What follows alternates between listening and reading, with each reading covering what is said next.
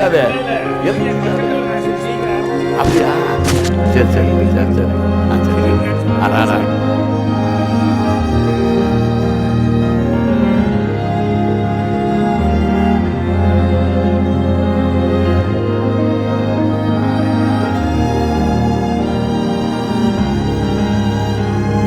பொதுவாக ராஜேஷ் சாரை எல்லாரும் அறிவோம். நாம் நடிகராக அறிவோம். ப்ளஸ்ஸு அவருக்கு ஜோதிடம் தெரியும் அப்படிங்கிற மாதிரி நமக்கு தெரியும். ஜோதிட நிகழ்ச்சி ஓம் சரண்பவனில் ஆரம்பித்ததுக்கு அப்புறம் ஜோதிடம் மட்டும் இல்லை, பல்வேறு புத்தகங்கள்லேருந்து பல கருத்துக்கள், இந்த புத்தகத்தில் இதை படித்தேன், இந்த புத்தகத்தோட ஆத்தர் இவர் எப்படிலாம் சொல்லும்பொழுது படிப்பில் மிகப்பெரிய வல்லவர். இவ்வளோ படிச்சிருக்காரா, அவர் சொல்லக்கூடிய அந்த புத்தகத்தை தேடி பிடிச்சி வாங்கி படிக்கக்கூடிய இதெல்லாம் நமக்கு நடந்திருக்கு. இதனால் அவர் சந்தித்து பேசணும் அப்படின்னு ஒரு வாய்ப்பு நாங்கள் தேடிட்டு இருந்தோம். அது இன்றைக்கி அமைஞ்சிருக்கு. வணக்கம் சார். வணக்கம் சார். உங்கள் திருமணத்தை பற்றி தான் அந்த கேள்வி. அரேஞ்ச் மேரேஜா லவ் மேரேஜா? பொதுவாக அந்த வக்கீலுங்களுக்கு, சினிமாக்காரங்களுக்கு, இவங்களுக்கெல்லாம் பொண்ணு கிடைக்கிறது சாதாரண விஷயம் இல்லை ஐயோ அப்படின்னு சொல்லுவாங்க. ஆமாம். உங்கள் கல்யாணம் எப்படி நடந்தது? லவ் மேரேஜா அரேஞ்ச் மேரேஜா? கல்யாணத்துக்கு யார் யார் முக்கியஸ்தர்கள் வந்தாங்க? திரையுலகத்தில், அரசியல்? அது என்னது சார், வீட்டில் எப்படி? ஆமாம் ஆமாம். எப்படின்னா இது ஒரு இதில் தான் நான் ஜோசியத்தை நம்ப ஆரம்பித்தேன்.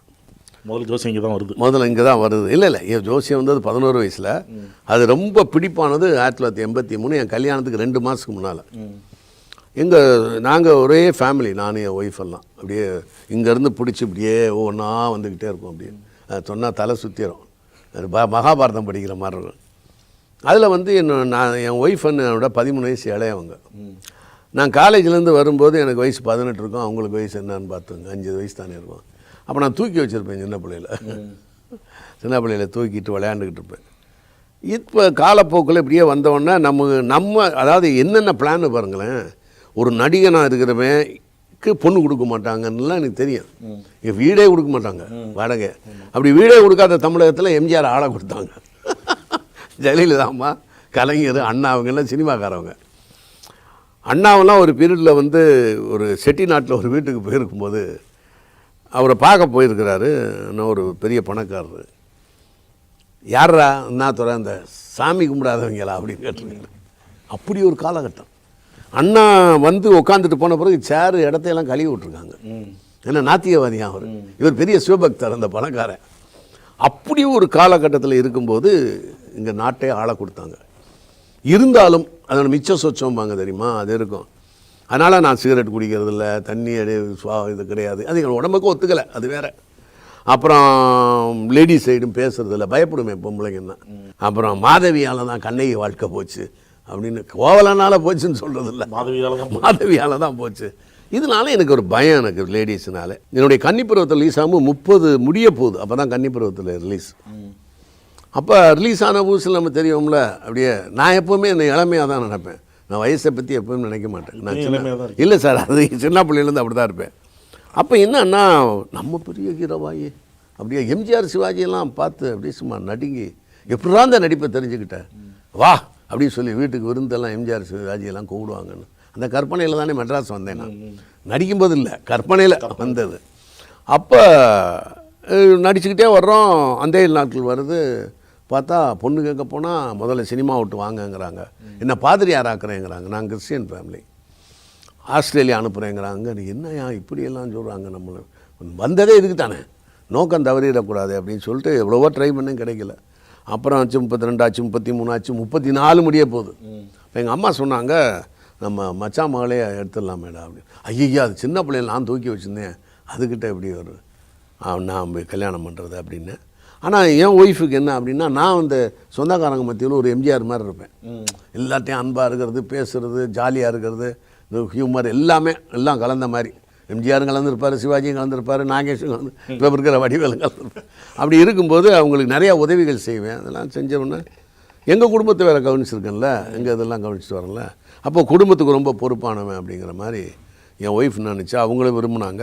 அப்புறம் என் ஒய்ஃப் வீட்டில் சொன்ன உடனே நானும் விரும்பினேன், சரி பார்க்கலாமான்னு. ஆனால் 2 பேரும் பேசிக்கல. பொண்ணு என்ன தான் சொந்தமாக இருந்தாலும் வாய் வார்த்தைகளில் வைத்தீஸ்வரன்களில் போய் நாடி பார்க்க போனேன்.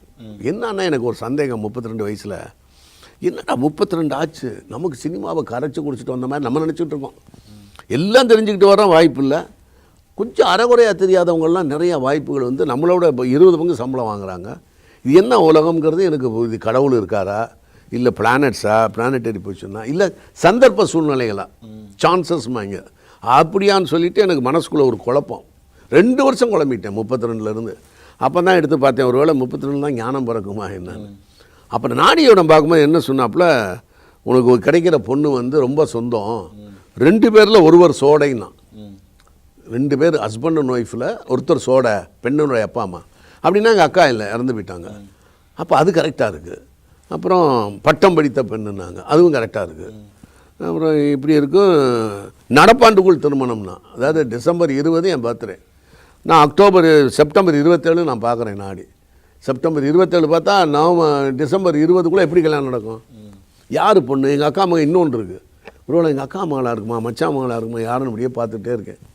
ஒன்றும் பிடிபடவே இல்லை. திடீர்னு பார்த்தா அக்டோபர் 4 எங்கள் அம்மா லெட்டரில் இருந்தாங்க, உன் மாலை கொடுவேன், என் மகனுக்கு நல்லாயிருக்கும், எல்லோரும் எனக்கு எங்கள் அப்பா என்னையும் கவனிச்சுக்கும். எங்கள் அம்மா தான் என்னை விட ரொம்ப சொந்தம் என் மாமனாருக்கு. அதனால் எங்கள் அப்பாவையும் கவனிச்சுக்கோ, ஒய்ஃபு எங்கள் ஹஸ்பண்ட் எங்கள் அப்பாவையும் கவனிச்சுக்கோன்னு அப்படின்னு ஒன்றுக்குள்ளே ஒன்று அப்படிம்பாங்கள்ல கிராமத்தில். அப்படின்னு சொன்னோடனே லெட்டர் எழுதுனா எங்கள் மாமனார் எஸ்ன்ட்டார். அக்டோபர் 4, நவம்பர் 9 கல்யாணம்.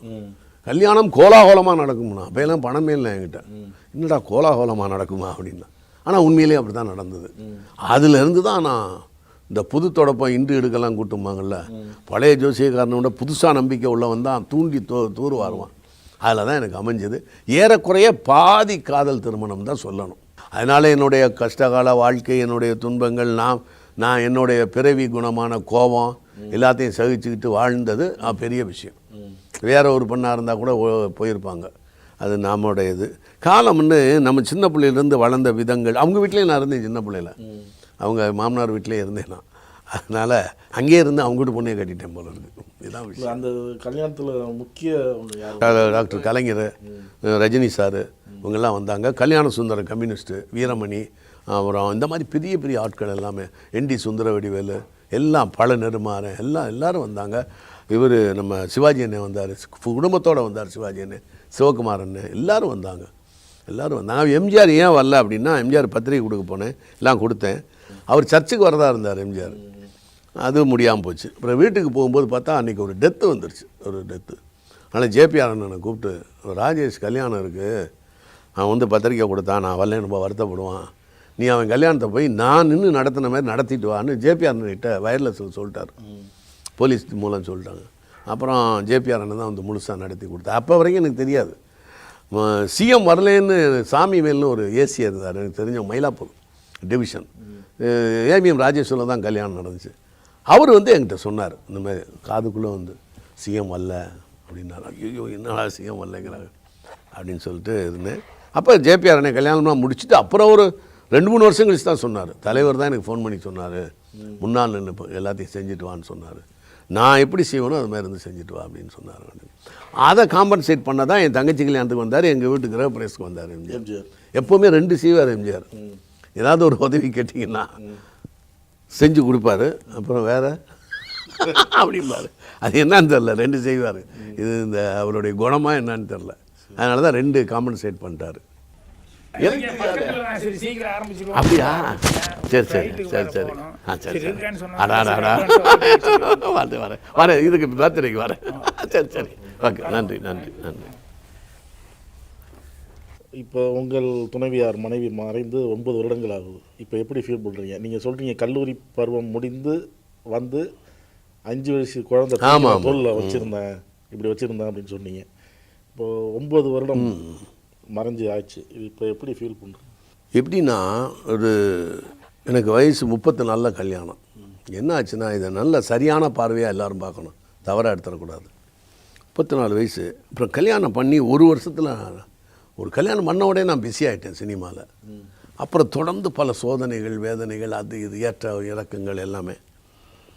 இப்போ ஒய்ஃபுக்கு 48வது வயதில் ஒரு கண்டம் உண்டுன்னு சொன்னாப்புல. தேனியில் ஒரு நாடி, தேனி ஊரில் நாடி பார்த்தேன். அதில் மனைவிக்கு 48வது வயசில் ஒரு கண்டம்னாப்புல. கண்டம்னா என்னன்னு சொல்லிட்டு ஒய்ஃப்டே சொன்னேன், உடம்பை கவனிச்சுக்க, கொஞ்சம் வெயிட் போடுற அப்படியெல்லாம் சொன்னேன் நான். அந்த சரியாக கவனிக்கலையா, அதான் விதியான்னு தெரியலை. அப்போ இறந்துட்டாங்க. இறந்த உடனே அன்னைக்கு லைஃப்லேயே வந்து மிகப்பெரிய ஒரு விஷயம் என்னன்னா, ஒரு சினிமாவில் காமிக்கிறதுலாம் உண்மை தான். ஒய்ஃப் இறந்துட்டாங்கன்னு சொன்ன உடனே ஒரு இருட்டாக தெரிஞ்சுது எனக்கு. அது உண்மை தான். உலகமே இருட்டான உலகமே இருட்டான மாதிரி. அப்புறம் இந்த கட்டில் சுற்றி நான் உட்காந்துருந்த அந்த சேர் இருக்கு பாருங்கள், ஹோட்டலில் சாப்பிட்டுட்டு இருந்தேன். அந்த சேர் அதுக்கு மேலே எனக்கு உலகமே தெரியல. அதெல்லாம் உண்மை தான். அவங்க சினிமாவில் காமிக்கிறது உண்மை தான்.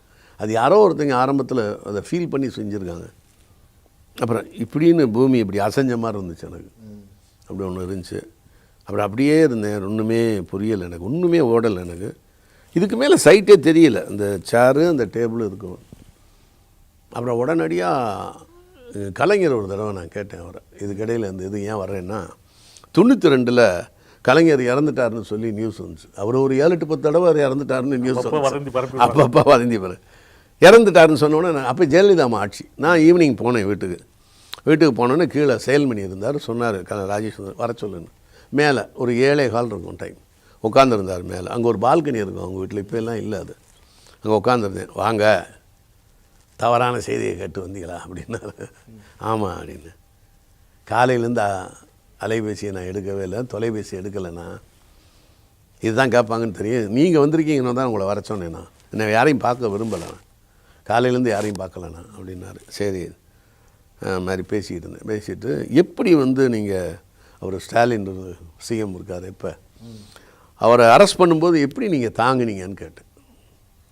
அதுக்காக அழுதா விட்டுட்டு போயிடுவாங்களா போலீஸு? இல்லை இந்திரா காந்திக்கு அழுதுகிட்டே ஃபோன் பண்ண அவங்கள விட்டுற சொல்லுவாங்களா? இல்லை ஸ்டாலினை பிடிச்சி இழுக்கணுமா, ஒப்பாரி வைக்கணுமா, என்னன்னு கேட்டார். அதெல்லாம் ஒன்றும் செய்ய முடியாதுன்னு. ஒன்றும் நடக்காதில்ல, அப்புறம் எதுக்கு அதை பற்றி வருத்தப்பட்டுக்கிட்டு? அடுத்து என்ன நடக்கணும் தான் நான் பார்ப்பேன் வாழ்க்கையில் எப்போவுமே அப்படின்னு சொன்னார். அது எனக்கு ரொம்ப ஆழமாக இருந்துச்சு. என்னதான் இருந்தாலும் தாயானாடவில்லையா சதையாடும்பாங்கள்ல, ஒரு மகனை ஒருத்தன், ஏன்னா எமர்ஜென்சியெல்லாம் எப்படி என்னன்னு தெரியும் அவங்களுக்குலாம். ஏற்கனவே கம்யூனிஸ்ட்டுகள் 44, 42 சேலம் சிறைச்சாலை, 52 கோயம்புத்தூர் சிறைச்சாலை, இந்த கொடுமைகள்லாம் தெரியும் கலைஞருக்கு. அப்படின்னா அந்த இடத்துல எனக்கு ஒரு பாடம் வந்துச்சு. அப்புறம் இது இடையில டக்குன்னு வந்துச்சு எனக்கு கலைஞர் சொன்னது. அப்புறம் எத்தனையோ பேர் வந்து மனைவி இழந்தவங்க லிஸ்டெல்லாம் எனக்கு வந்துச்சு. நான் பயோகிராஃபி ஒரு 300 படிச்சிருக்கேன். அது நேரு ஒய்ஃப் இறந்தது, பெரியார் ஒய்ஃப் இறந்தது, ராஜாஜி ஒய்ஃப் இறந்தது, இதெல்லாம் அப்படியே வரிசையாக வந்துக்கிட்டே இருக்குது. எனக்கு 49 வயசு 42 வயசில் கண்டம்ங்கிறதும், எனக்கு என்ன சொல்லியிருந்தான், வாழ்க்கையில் வந்து உனக்கு மனைவி வாழ்க்கையில் பாதி நாள் தான் இருப்பா அப்படின்னு சொன்னது. பாதி நாள் தான் இருப்பான்னது, அது பாதி நாள் தான் வாழ முடியும்னது. ஒருவேளை உடம்பு சோம்பலாம் போவாங்களா, எல்லாமே நமக்கு எப்போவுமே பாசிட்டிவ் சைடும் திங்க் பண்ணுவோம்ல. அது வந்து திருமணத்துக்கு அப்புறம் பார்த்த ஜோதிடம் சொன்னார். திருமணத்துக்கு அப்புறம் பார்த்ததில்ல, பார்த்தது எல்லா இடத்துலையும் பார்த்ததில்ல. அதுக்கு முன்னே சொல்லலை. இளமை முடிந்து முதுமையை தொடங்கும் போது அப்போ தான் உனக்கு திருமணம் அப்படின்னு சொன்னான். அப்போ இளமை முடிஞ்சுன்னா எப்படா இளமை முடியுதுன்னு, 29 வயசில் இளமை முடியுதுன்னா 30 முதுமை ஆரம்பம். இதுதான் இதுலேயும் அலோபதியிலையும் உண்டு, இதுலேயும் உண்டு, இதில் சித்தாவிலையும் உண்டு அப்படின்னு. அப்புறம் போன பிறவி இதெல்லாம் சொன்னால் நிறைய பேர் நம்பிக்கை இருக்காது. அதெல்லாம் போன பிறவியில் என்னென்ன பாவம் செஞ்சு அதனால தான் ஒய்ஃப் இல்லை ஆய்வு எல்லா காரணமும் சொன்னான். இப்போ நிறையா பாவம் செஞ்சுருக்கோம் போல இருக்கு நம்ம அப்படின்னு நினச்சி. அப்புறம் என்ன காலப்போக்கில் என்ன வருது அப்படின்னு சொன்னால், ஒய்ஃப் சோம்லாம் இருந்தாங்க. அப்புறம் வந்து சோம்லாம்னா வேறு சோம்ல, உடம்பு கொஞ்சம் வெயிட்டு, அப்புறம் கவனிக்காமல் இருந்தாங்க அப்படின்னு. அப்போ நமக்கு வந்து இவ்வளோதான் விதியை நம்புறதுனால 29 வருஷம்தான் வாழ்ந்துருக்கு, அவ்வளோதான் விதி. 9 வருஷம் இப்போ நம்ம இருக்கோம். அடுத்து வந்து இறந்துட்டாங்கன்னு சொன்னதுக்கு அப்புறம் நான் அடைஞ்ச ஷாக் எப்போன்னா, பாஸ்போர்ட்டை ரெனிவல் பண்ண போனேன். ஒரு சின்ன பையன், நம்ம இந்த இவ்வளோ வருஷம் தான் இருப்பாப்புல, இப்படி பார்த்துட்டு, சார் நீங்கள் விடோயரா சார் அப்படின்னா, அன்னைக்கு அப்படியே டமார்னு சுற்றியில் யாரோ அடித்த மாதிரி அப்படியே ஒரு பூகம்பம் வந்த மாதிரி இருந்துச்சு. ஏன்னா அது வரைக்கும் அந்த வார்த்தையை நான் நினைக்கலை. இப்படி பார்த்துட்டு சொன்னான், சார் நீங்கள் விடோயரா சார் அப்படின்னா, ஆமாம் சார் அப்படின்னு. அது இந்த விடோன்னு சொல்கிறது சாதாரணமாக வரும், நானே விடோயரான்னு அவன் கேட்குறது வந்து எனக்கு அது வரைக்கும் நான் திங்க் பண்ணல, நான் நினைக்காத ஒன்று தான் அப்படின்னு. ஒன்றும் புரியலை எனக்கு. அது ஒரு ஷாக்கிங்காக இருந்துச்சு. வேறு கொஞ்ச நாள் சொல்லிக்கிட்டேன் ஒய்ஃப் இல்லைங்க அப்படின்னு. அப்புறம் சொல்கிறதையும் விட்டுட்டேன். எதுக்கு போய் சொல்லிக்கிட்டேன் அவங்கள்ட்ட, அவங்க நான் இருக்கிறதாவே நினச்சிட்டு போட்டோம் அப்படின்னு. அந்த மாதிரி உண்டு. அப்புறம் அந்த கல்யாண காட்சிகளில் பொதுவாக நான் வாழ்த்த மாட்டேன். ஒய்ஃப் இறந்த பிறகு நான் வரமாட்டேன், மேடையிலையும் எந்த பேச மாட்டேன்னு சொல்லுவேன், வாழ்த்த பேச மாட்டேன். இல்லை அதெல்லாம் இல்லை அப்படிம்பாங்க, இதெல்லாம் ஒன்று வேணாங்க அப்படின்னு சொன்னேன். அது எம்ஜிஆர்ட்டன்னு தெரிஞ்சுக்கிட்டேன். எம்ஜிஆர் எந்த கல்யாணத்துக்கும் போய் வாழ்த்த மாட்டார், தாலியெல்லாம் எடுத்து கொடுக்க மாட்டார்.